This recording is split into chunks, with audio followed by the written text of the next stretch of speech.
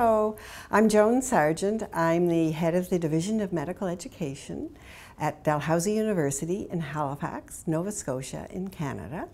And I'm also one of the associate editors of the Journal of Graduate Medical Education. I'm really thrilled today to have a conversation to talk with you about one of the papers that's just upcoming in the journal. This is a paper about co-leadership in a residency program, so having co-lead chairs in residency programs in different specialties. And the author explores the notion of co-leadership and what it means and some of the challenges. And I think it just brings out a lot of good points for us to think about as we're moving ahead in residency education. Now I'd like to introduce the author. It's Dr. Jeff Petit, or Petty. I'm not quite sure which way to say it, Jeff, so I'll ask you to clarify as you introduce yourself. Thank you, Dr. Sargent. My last name is pronounced Petit. It is of French descent, but that's why most people tend to refer to it as Petit. I'm an associate professor in the Department of Family Medicine, and I'm also a resident and faculty development consultant for all the faculty and residents here at the University of Iowa Hospitals and Clinics. So my first question, Jeff, is I wonder if you could tell us a little bit about your background and what led you to studying this particular question of co-leadership in residency programs. My doctoral degree is in the area of business, it's human resources, but I also teach at the undergraduate and graduate levels for over 15 years in business courses and medical education specialties. And I have over 25 years experience as an organization development consultant working with companies in a wide range of industries, again, most recently medical education. I have, during that time, developed many programs where I've conducted leadership at all levels of organizations. What led me to study co-leadership was the fact that there are many programs that are conducting leadership training with chief residents, but none of them seem to focus on how the two chiefs, if there are multiple chiefs, work together. So I was curious to see what was in the literature and began looking and realized that it's very few, if any, articles related to the medical side of things.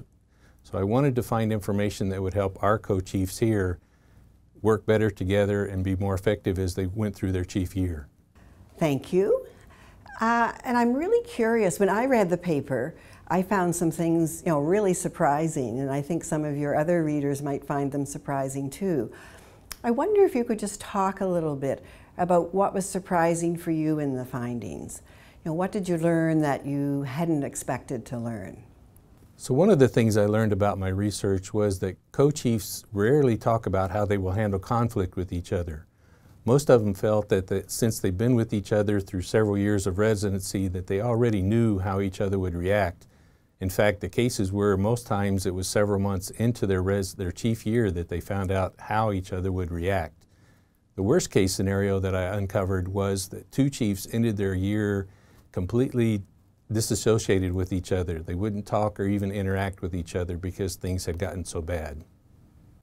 And then moving on from that, you've said quite a bit about the roles of the residents and roles of program directors. I wonder what you might see as some of the challenges for co-leads in residency programs.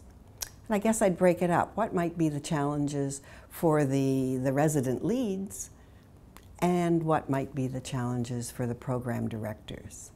One of the challenges I discovered was that even though there might be some type of orientation, it was very difficult to get the rising chiefs to sit down and have any kind of orientation. They were already in their third or fourth or fifth year, and they were still in clinical rotations. So it was very difficult to schedule the rising chiefs, the outgoing chiefs, the assistant program directors and program directors all at the same time. It became a huge challenge, and most of them either went to the very informal or the passing of the notebook approach. Another interesting challenge that I came across was there seems to be a difference of opinion about what the role of chiefs is between the program directors and the chiefs themselves. I have polled program directors over the years to find out what they think chiefs doing, and also interviewed chiefs, and in many cases there's quite a range as far as diversity of what the chiefs are working on versus what the program directors think they're working on. A lot of times the chiefs are working on issues that may be even outside the departments, but some of the program directors are not aware or weren't informed as to what was happening. So it becomes necessary for program directors and chiefs to have some kind of regular meeting to share information and keep each other informed. Yeah, you're bringing out some really interesting points. And I'm really curious now about, about the role of the program director. It sounds like, they played various roles in the programs that you studied, and I wonder if you would just comment from your experience what might be some roles for them to play as we think about co-leadership in residency. One of the things I would suggest for program directors to help with the co-leadership is for them to develop a very formal orientation process to help the chiefs get better acclimated and up to speed earlier in their leadership role. In the article, I've described a checklist that program directors and departments can use as far as making a formal orientation and some of the questions that co-chiefs can ask each other and work out situations ahead of time before they occur. And that will help things move smoothly and make for a more effective year as a leader. The second suggestion I have is that departments and program directors create some type of evaluation and feedback mechanisms for chiefs. All residents receive annual evaluations, but very few of those evaluations actually target the aspect of leadership. We are working on a couple of different forums here to target specifically leadership and chief residents, and I hope to see how that works in the future. The third suggestion I have is that program directors and chiefs keep and set a standing time for meeting throughout the months, throughout the year. This is really important to keep them informed as what's going on with each other. It gives the program directors a chance to monitor their chiefs and see how they're doing so that the relationship is strong and going forward. The problem is it usually gets overrun by other activities, clinical duties, meetings that occur at the last minute. And I would highly recommend that they keep this as a set time and not allow other operations to interfere with it. The final suggestion that I have is that program directors and chief residents sit down and talk with each other about their expectations of each other. What do the chiefs expect of their program director throughout the year? What does the program director expect of the chiefs throughout the year? Many times situations occur where the expectations are so unrealistic that this causes problems and conflicts either between the chiefs or with the chiefs and program directors. So early in the year, again at the orientation or as soon as possible, talk about what your expectations are. Explain what you think would be helpful on how going forward your goals and expectations of each other would make things so much better throughout the year. And now I think moving on to my last question, you've really shared with us some very interesting points.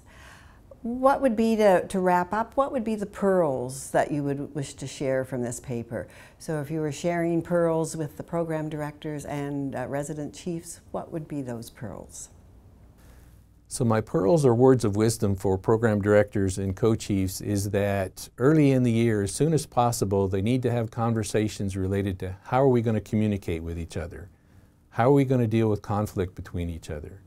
How are we going to deal with conflict and issues with the residents? How are we going to make decisions when the residents try to separate us and talk about different issues?